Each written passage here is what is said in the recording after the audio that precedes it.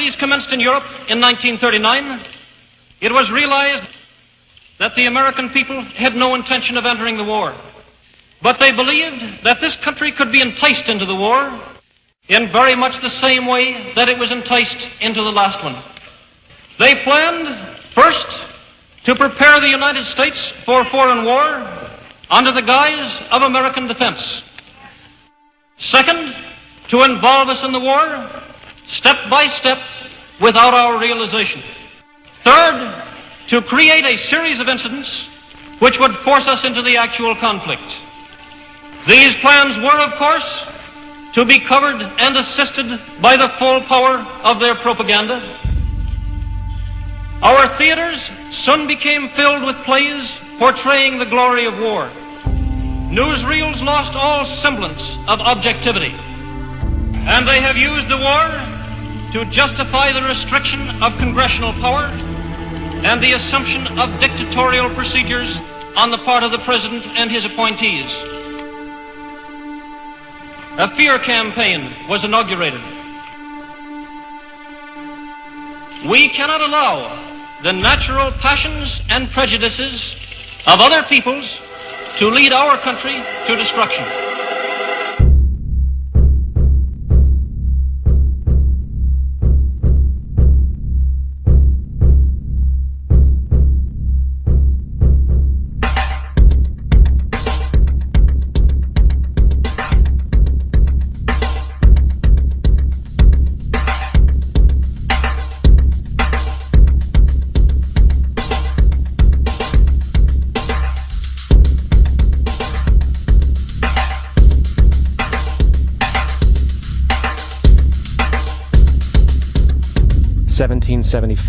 The American Revolutionary War began as the American colonies sought to detach from England and its oppressive monarchy.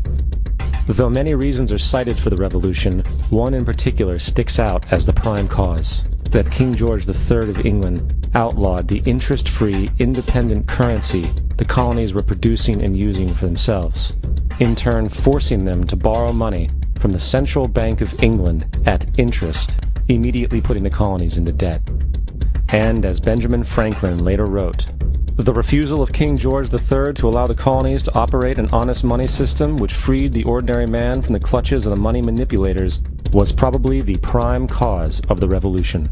In 1783, America won its independence from England. However, its battle against the central bank concept and the corrupt, greed-filled men associated with it had just begun. So what is a central bank? A central bank is an institution that produces the currency of an entire nation. Based on historical precedent, two specific powers are inherent in central banking practice: the control of interest rates and the control of the money supply, or inflation.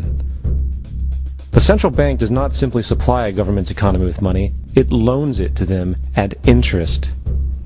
Then, through the use of increasing and decreasing the supply of money, the central bank regulates the value of the currency being issued. It is critical to understand that the entire structure of this system can only produce one thing in the long run: debt. It doesn't take a lot of ingenuity to figure this scam out. For every single dollar produced by the central bank is loaned at interest. That means every single dollar produced is actually the dollar plus a certain percent of debt based on that dollar. And since the central bank has the monopoly over the production of the currency for the entire country, and they loan each dollar out with immediate debt attached to it, where does the money to pay for the debt come from? It can only come from the central bank again, which means the central bank has to perpetually increase its money supply to temporarily cover the outstanding debt created, which in turn, since that new money is loaned out at interest as well, creates even more debt. The end result of this system without fail is slavery, for it is impossible for the government and thus the public to ever come out of the self-generating debt. The founding fathers of this country were well aware of this.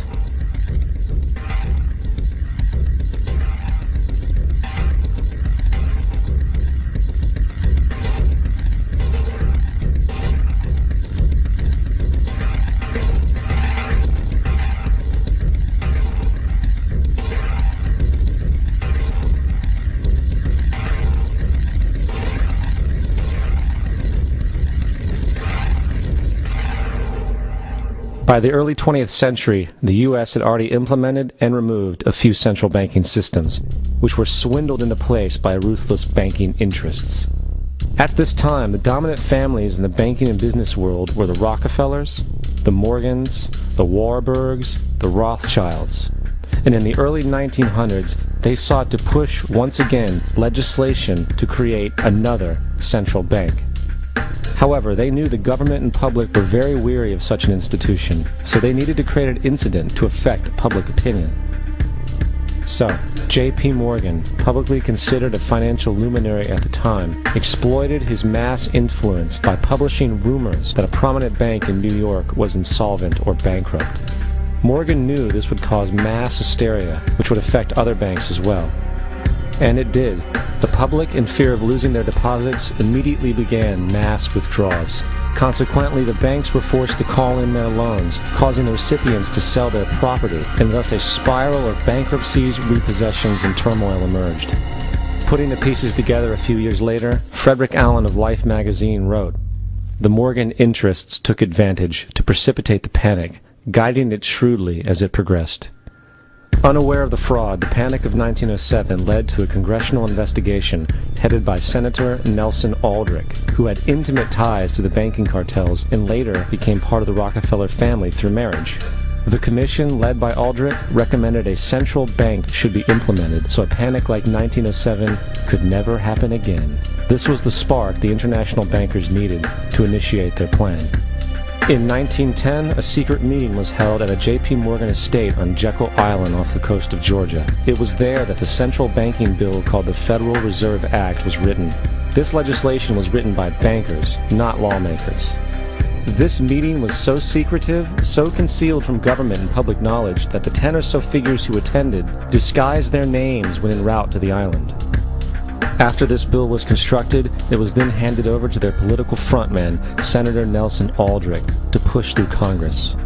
And in 1913, with heavy political sponsorship by the bankers, Woodrow Wilson became president, having already agreed to sign the Federal Reserve Act in exchange for campaign support. And 2 days before Christmas, when most of Congress was at home with their families, the Federal Reserve Act was voted in, and Wilson in turn made it law. Later, Woodrow Wilson wrote, in regret,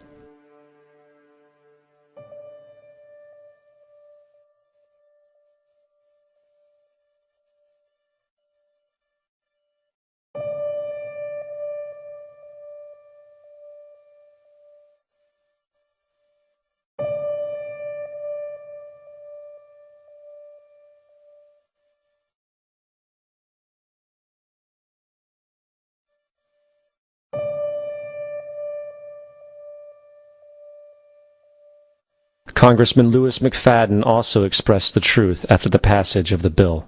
A world banking system was being set up here, a superstate controlled by international bankers, acting together to enslave the world for their own pleasure. The Fed has usurped the government. Now, the public was told that the Federal Reserve System was an economic stabilizer, and inflation and economic crises were a thing of the past.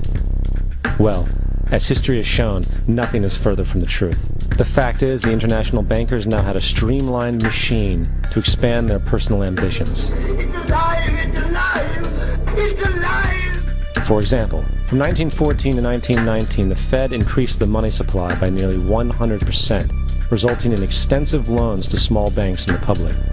Then, in 1920, the Fed called in mass percentages of the outstanding money supply, thus resulting in the supporting banks having to call in huge numbers of loans, and, just like 1907, bank runs, bankruptcy, and collapse occurred. Over 5,400 competitive banks outside of the Federal Reserve System collapsed, further consolidating the monopoly of the small group of international bankers. Privy to this crime, Congressman Lindbergh stepped up and said in 1921, "Under the Federal Reserve Act, panics are scientifically created. The present panic is the first scientifically created one, worked out as we figure a mathematical equation." However, the panic of 1920 was just a warm-up. From 1921 to 1929, the Fed again increased the money supply, resulting once again in extensive loans to the public and banks. There was also a fairly new type of loan called a margin loan in the stock market. Very simply, the margin loan allowed an investor to put down only 10% of a stock's price, with the other 90% being loaned through the broker. In other words, a person could own $1,000 worth of stock with only $100 down. This method was very popular in the roaring 1920s, as everyone seemed to be making money in the market. However, there was a catch to this loan. It could be called in at any time and had to be paid within 24 hours. This is termed a margin call, and the typical result of a margin call is the selling of the stock purchased with the loan. So, a few months before October in 1929, J.D. Rockefeller, Bernard Baruch, and other insiders quietly exited the market, and on October 24, 1929, the New York financiers who furnished the margin loans started calling them in masse. This sparked an instantaneous, massive sell-off in the market, for everyone had to cover the margin loans.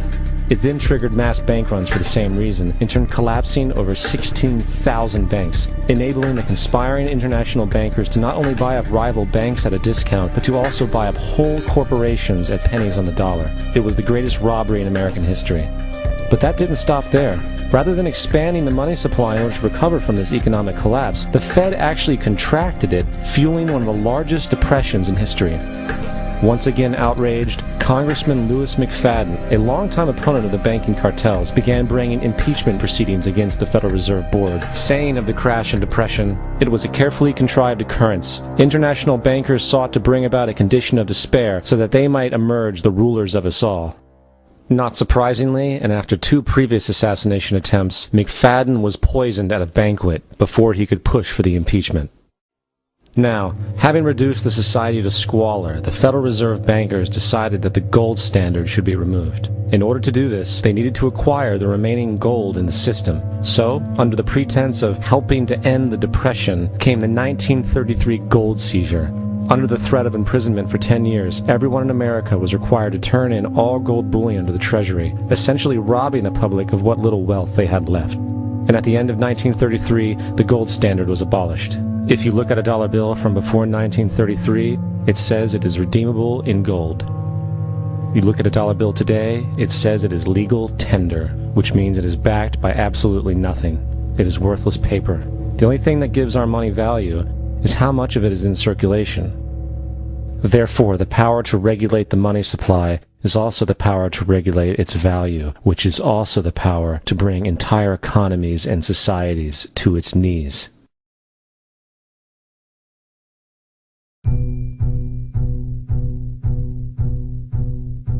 It's important to clearly understand, the Federal Reserve is a private corporation. It is about as Federal Express. It makes its own policies and is under virtually no regulation by the U.S. government. It is a private bank that loans all the currency at interest to the government, completely consistent with the fraudulent central banking model that the country sought to escape from when it declared independence in the American Revolutionary War.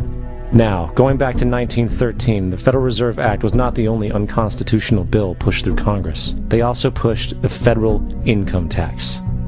It's worthwhile to point out that the American public's ignorance towards the federal income tax is a testament to how dumbed down and oblivious the American population really is. First of all, the federal income tax is completely unconstitutional, as it is a direct, unapportioned tax. All direct taxes have to be apportioned to be legal based on the Constitution. Secondly, the required number of states in order to ratify the amendment to allow the income tax was never met, and this has even been cited in modern court cases.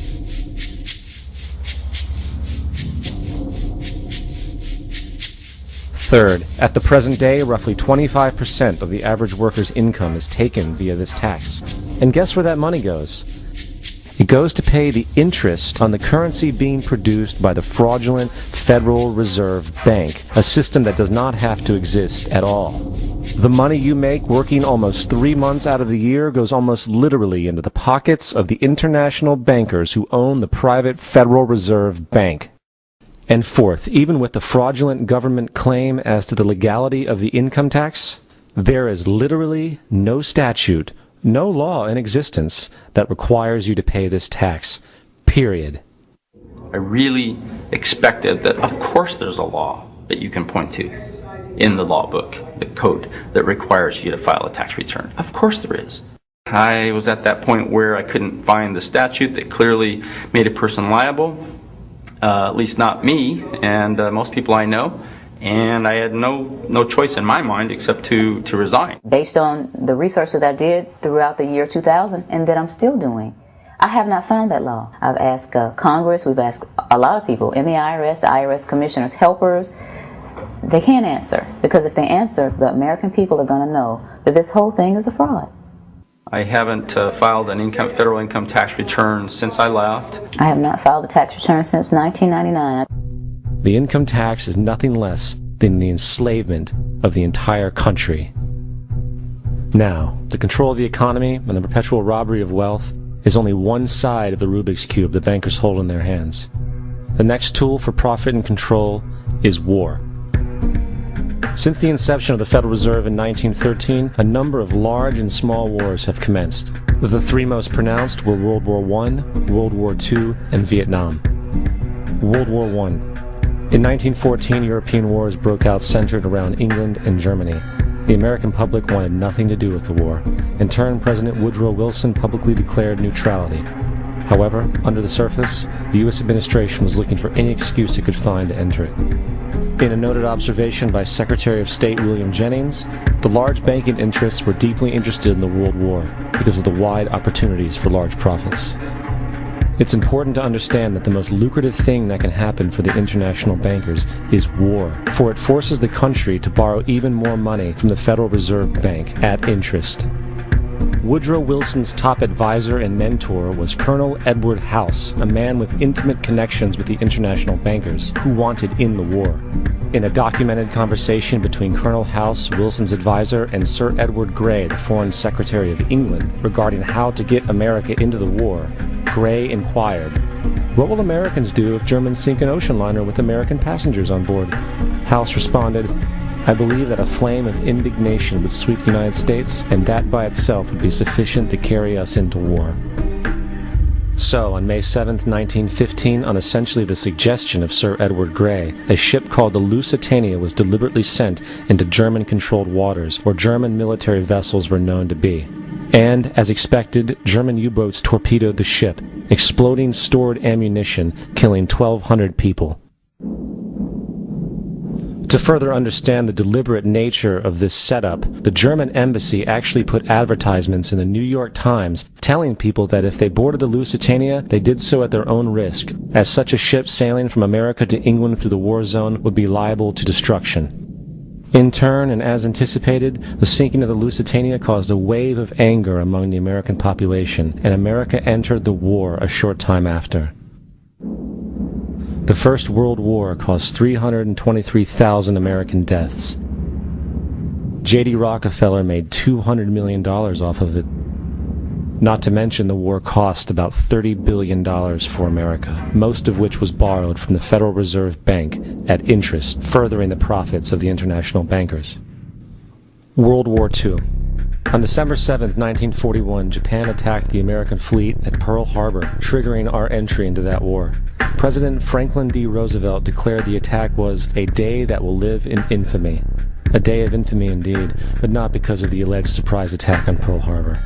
After 60 years of surfacing information, it is clear that not only was the attack on Pearl Harbor known weeks in advance, it was outright wanted and provoked. Roosevelt, whose family had been New York bankers since the 18th century, whose uncle Frederick was on the original Federal Reserve Board, was very sympathetic to the interests of the international bankers, and the interest was to enter the war, as we've seen, nothing is more profitable for international bankers than war. In a journal entry by Roosevelt's Secretary of War Henry Stimson, dated November 25, 1941, he documented a conversation he had with Roosevelt. The question was, how should we maneuver them into firing the first shot? It was desirable to make sure the Japanese be the ones to do this, so that there should remain no doubt as to who were the aggressors. In the months leading up to the attack on Pearl Harbor, Roosevelt had done almost everything in his power to anger the Japanese, showing a posture of aggression. He halted all of Japan's imports of American petroleum. He froze all the Japanese assets in the United States. He made public loans to nationalist China and supplied military aid to the British, both enemies of Japan in the war, which, by the way, is completely in violation of international war rules. And on December 4th, 3 days before the attack, Australian intelligence told Roosevelt about a Japanese task force moving towards Pearl Harbor. Roosevelt ignored it. So, as hoped and allowed, on December 7, 1941, Japan attacked Pearl Harbor, killing 2,400 soldiers. Before Pearl Harbor, 83% of the American public wanted nothing to do with the war. After Pearl Harbor, 1 million men volunteered for the war. It is important to note, Nazi Germany's war effort was largely supported by two organizations, one of which was called IG Farben. IG Farben produced 84% of Germany's explosives, and even the Zyklon B used in the concentration camps to kill millions. One of the unspoken partners of IG Farben was J.D. Rockefeller's Standard Oil Company in America. In fact, the German Air Force could not operate without a special additive patented by Rockefeller's Standard Oil. The drastic bombing of London by Nazi Germany, for example, was made possible by a $20 million sale of fuel to IG Farben by the Rockefeller Standard Oil Company. This is just one small point on the topic of how American business funded both sides of World War II. One other treasonous organization worth mentioning is the Union Banking Corporation of New York City. Not only did it finance numerous aspects of Hitler's rise to power, along with actual materials during the war, it was also a Nazi money laundering bank, which was eventually exposed for having millions of dollars of Nazi money in its vaults. The Union Banking Corporation of New York was eventually seized for violations of the Trading with the Enemy Act. Guess who the director and vice president of the Union Bank was? Prescott Bush, our current president's grandfather, and of course our former president's father. Keep that in mind when considering the moral and political dispositions of the Bush family. Vietnam. The United States' official declaration of war on North Vietnam in 1964 came after an alleged incident involving two U.S. destroyers being attacked by North Vietnamese PT boats in the Gulf of Tonkin. This was known as the Gulf of Tonkin incident. This single situation was the catalytic pretext for massive troop deployment and full-fledged warfare. One problem, however, the attack on the U.S. destroyers by Vietnamese PT boats never happened. It was a completely staged event to have an excuse to enter the war. Former Secretary of Defense Robert McNamara stated years later that the Gulf of Tonkin incident was a mistake, while many other insiders and officers have come forward, relaying that it was a contrived farce, a complete lie. Once in the war, it was business as usual. In October 1966, President Lyndon Johnson lifted trading restrictions on the Soviet bloc, knowing full well that the Soviets were providing upwards of 80% of North Vietnam's war supplies. Consequently, Rockefeller interests financed factories in the Soviet Union, which the Soviets used to manufacture military equipment and send it to North Vietnam. However, the funding of both sides of this conflict was only one side of the coin. In 1985, Vietnam's rules of engagement were declassified. This detailed what American troops were and were not allowed to do in the war. It included absurdities like North Vietnamese anti-aircraft missile systems could not be bombed until they were known to be fully operational. No enemy could be pursued once they crossed the border of Laos or Cambodia. And most revealing of all, the most critical strategic targets were not allowed to be attacked unless initiated by high military officials. Apart from these imposed ludicrous limitations, North Vietnam was informed of these restrictions and therefore could base entire strategies around the limitations of the American forces. This is why the war went on so long. And the bottom line is this: the Vietnam War was never meant to be won, just sustained.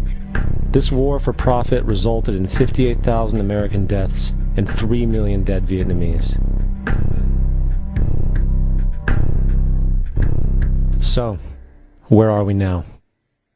September 11th was the jumpstart for what is now an accelerated agenda by the ruthless elite. It was a staged war pretext no different than the sinking of the Lusitania, the provoking of Pearl Harbor, and the Gulf of Tonkin lie. In fact, if 9/11 wasn't a planned war pretext, it would be an exception to the rule. It has been used to launch two unprovoked illegal wars, one against Iraq and one against Afghanistan. However, 9/11 was a pretext for another war as well, the war against you. The Patriot Act, Homeland Security, the Military Tribunals Act, and other legislations are all completely and entirely designed to destroy your civil liberties and limit your ability to fight back against what is coming. Currently in the United States, unannounced to most brainwashed Americans, your home can be searched without a warrant, without you being home. You can in turn be arrested with no charges revealed to you, detained indefinitely with no access to a lawyer, and legally tortured, all under the suspicion that you might be a terrorist. If you need a painted picture of what is happening in this country, let's recognize how history repeats itself. In February 1933, Hitler staged a false flag attack, burning down his own German parliament building, the Reichstag, and blamed it on communist terrorists. In the next few weeks, he passed the Enabling Act, which completely eradicated the German Constitution, destroying people's liberties. He then led a series of preemptive wars, all justified to the German people as necessary to maintaining homeland security.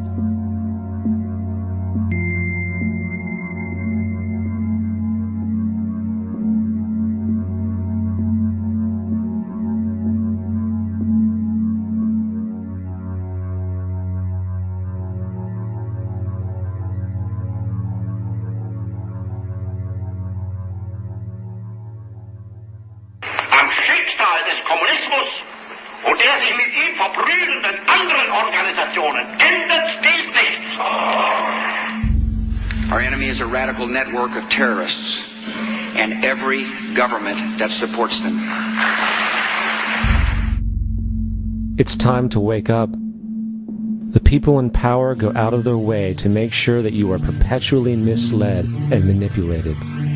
The majority's perception of reality, especially in the political arena, is not their own. It is shrewdly imposed upon them without them even knowing it.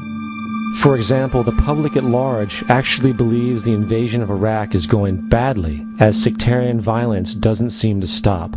What the public fails to see is that the destabilization of Iraq is exactly what the people behind the government want. This war is to be sustained so the region can be divided up, domination of the oil maintained, continual profits reaped for the defense contractors, and most importantly, permanent military bases established to be used as a launching pad against other oil-bearing, non-conforming countries such as Iran and Syria.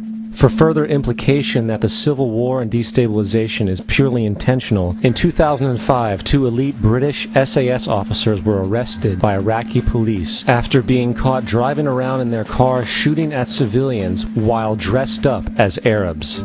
After being arrested and taken to a jail in Basra, the British Army immediately requested the release of these men. When the Basra government refused, British tanks came in and physically broke out the men from the Basra prison. If you wish to destroy an area, how do you do it? Well, there are 2 ways. You can go in there and bomb it and so forth, but that is not very efficient. What you do is you try to get the people in that area to kill each other and to destroy their own territory, their own farms. And that's what's been done in that area. The way in which you destroy an opponent is get him to destroy himself by dividing his ranks against one another. Then you feed both sides. You have agents feeding both sides, inflaming both sides. And they kill each other off. And it's time that some of us woke up to this reality, to understand that people who try to maintain empires and create empires do it by manipulating the people they're trying to conquer. You might want to ask yourself why the entire culture is utterly saturated with mass media entertainment from all sides, while the educational system in America continues its stupefying downward slide since the U.S. government decided to take over and subsidize the public school system. What your government pays for, it gets. When we understand that, then we look at government-financed institutions of education and see the kind of students and the kind of education that's being turned out by these government-financed schools. Logic will tell you that if what is being turned out in those schools was not in accord with what the state and the federal government wanted, then it would change it. The bottom line is that the government is getting what they have ordered. They do not want your children to be educated. They do not want you to think too much. That is why our country and our world has become so proliferated with entertainments, mass media, television shows, amusement parks, drugs, alcohol, and every kind of entertainment to keep the human mind entertained, so that you don't get in the way of important people by doing too much thinking. you had better wake up and understand that there are people who are guiding your life and you don't even know it. We're in a lot of trouble because you people and 62 million other Americans are listening to me right now, because less than 3% of you people read books, because less than 15% of you read newspapers, because the only truth you know is what you get over this tube. Right now, there is an entire generation that never knew anything that didn't come out of this tube. This tube is the gospel, the ultimate revelation. This tube can make or break presidents, popes, prime ministers. This tube is the most awesome goddamn force in the whole godless world. And woe is us if it ever falls into the hands of the wrong people. And when the largest company in the world controls the most awesome goddamn propaganda force in the whole godless world, who knows what shit will be peddled for truth on this network. So you listen to me. Listen to me. Television is not the truth. Television is a goddamn amusement park. Television is a circus, a carnival, a traveling troupe of acrobats, storytellers, dancers, singers, jugglers, sideshow freaks, lion tamers, and football players. We're in the boredom-killing business. But you people sit there day after day, night after night, all ages, colors, creeds. We're all you know. You're beginning to believe the illusions we're spinning here. You're beginning to think that the tube is reality and that your own lives are unreal. You do whatever the tube tells you. You dress like the tube. You eat like the tube. You raise your children like the tube. You even think like the tube. This is mass madness, you maniacs. In God's name, you people are the real thing. We are the illusion. The last thing the men behind the curtain want is a conscious, informed public capable of critical thinking, which is why a continually fraudulent zeitgeist is output via religion, the mass media, and the educational system. They seek to keep you in a distracted, naive bubble, and they are doing a damn good job of it. In 2005, an arrangement between Canada, Mexico, and the United States was made. This arrangement, unannounced to the public, unregulated by Congress, merges the United States, Mexico, and Canada into one entity, erasing all borders.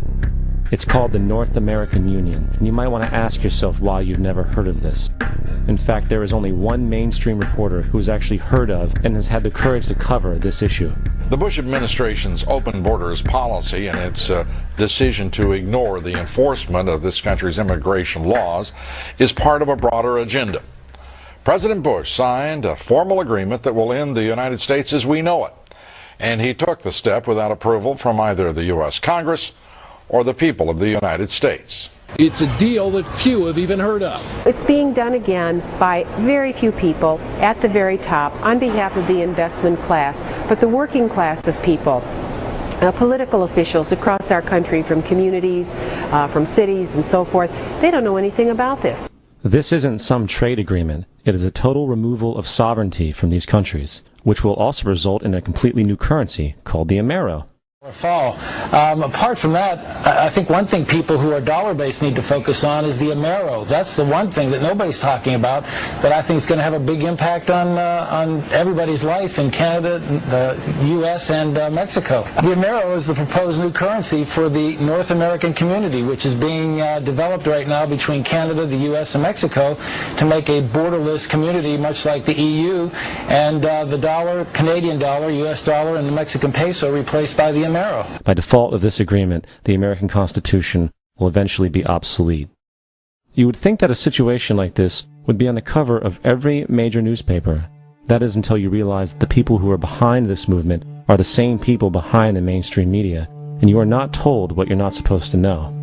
The North American Union is the same concept as the European Union, the African Union, and the soon-to-be Asian Union, and the same people are behind all of them. And, when the time is right, the North American Union, the European Union, the African Union, and the Asian Union will be merged together, forming the final stages of a plan these men have been working on for over 60 years. A one-world government.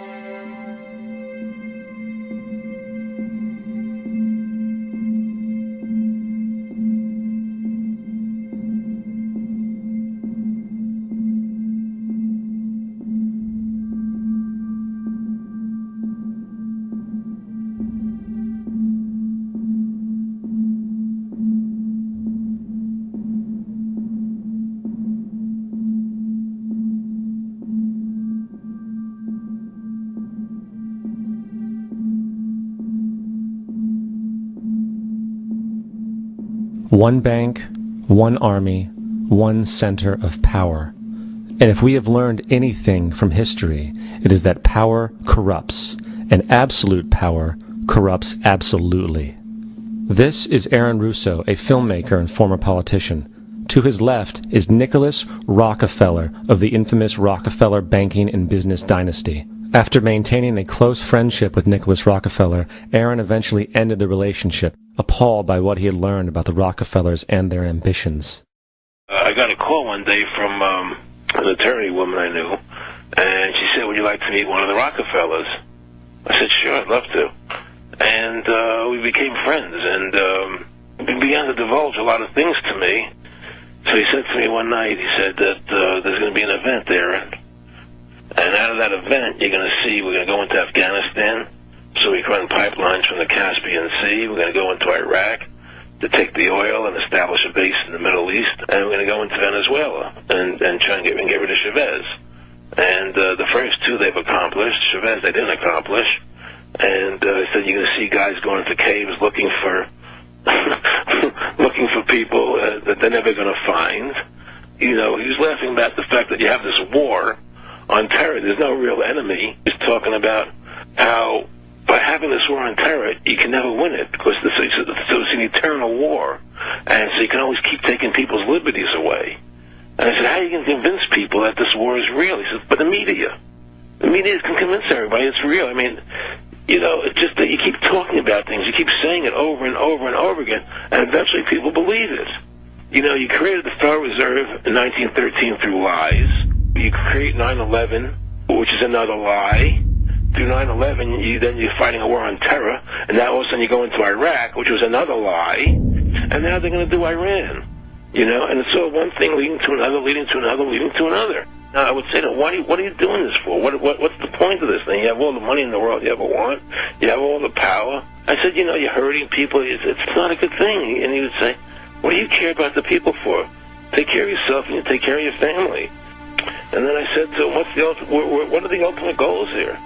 He said, the ultimate goal is to get everybody in this world chipped with the RFID chip, and have all money be on those chips and everything on those chips. And if anybody wants to protest what we do or violate what we want, we just turn off their chip. That's right, microchipped. In 2005, Congress, under the pretense of immigration control and the so-called war on terrorism, passed the Real ID Act, under which it is projected by May 2008, you will be required to carry around a federal identification card, which includes on it a scannable barcode with your personal information. However, this barcode is only an intermediary step before the card is equipped with a VeriChip RFID tracking module, which will use radio frequencies to track your every move on the planet. If this sounds foreign to you, please note that the RFID tracking chip is already in all new American passports. And the final step is the implanted chip, which many people have already been manipulated into accepting under different pretenses.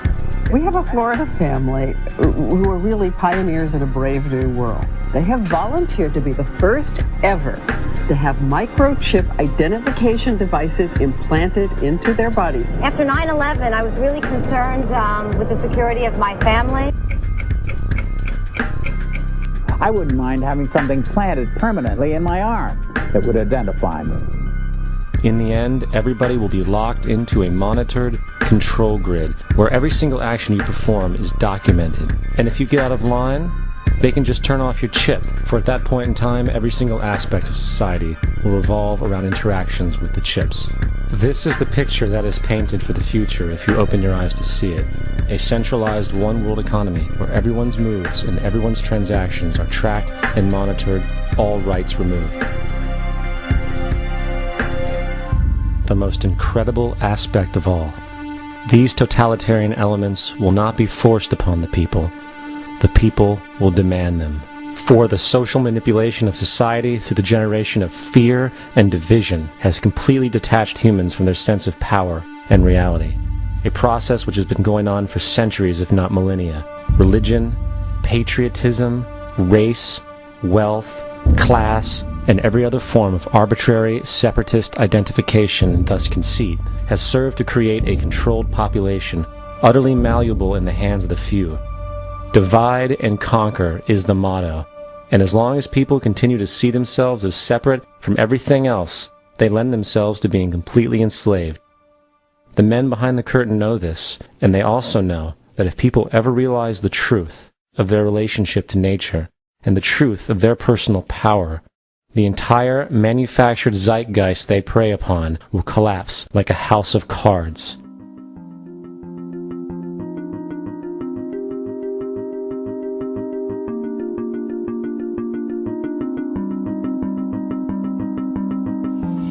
The whole system that we live in drills into us that we're powerless, that we're weak, that our society is evil, that it's crime-ridden, etc., and so forth. It's all a big fat lie. We are powerful, beautiful, extraordinary. There is no reason why we cannot understand who we truly are, where we are going. There is no reason why the average individual cannot be fully empowered. We are incredibly powerful beings. You know, I think I spent 30 years of my life, in the first 30, trying to become something. I wanted to become good at things. I wanted to become good at tennis. I wanted to become good at school and grades and everything I kind of viewed in that perspective. I'm not okay the way I am, but if I got good at things, you realize that I had the game wrong. The game was to find out what I already was. Find out what I already was.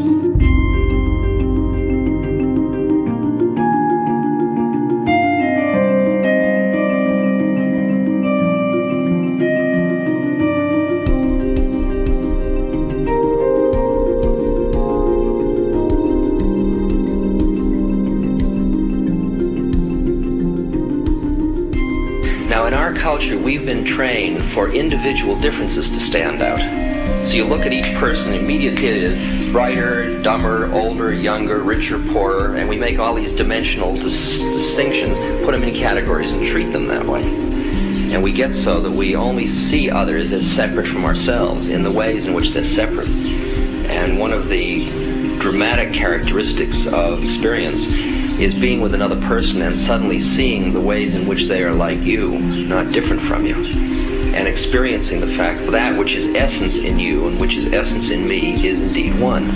The understanding that there is no other. It is all one.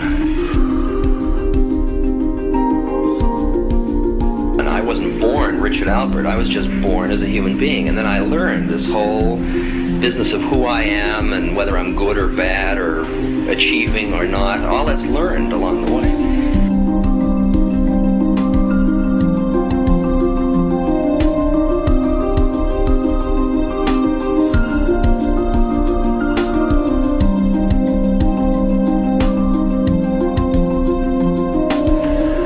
The old appeals to racial, sexual, religious chauvinism, to rabid nationalist fervor are beginning not to work. A new consciousness is developing which sees the earth as a single organism and recognizes that an organism at war with itself is doomed.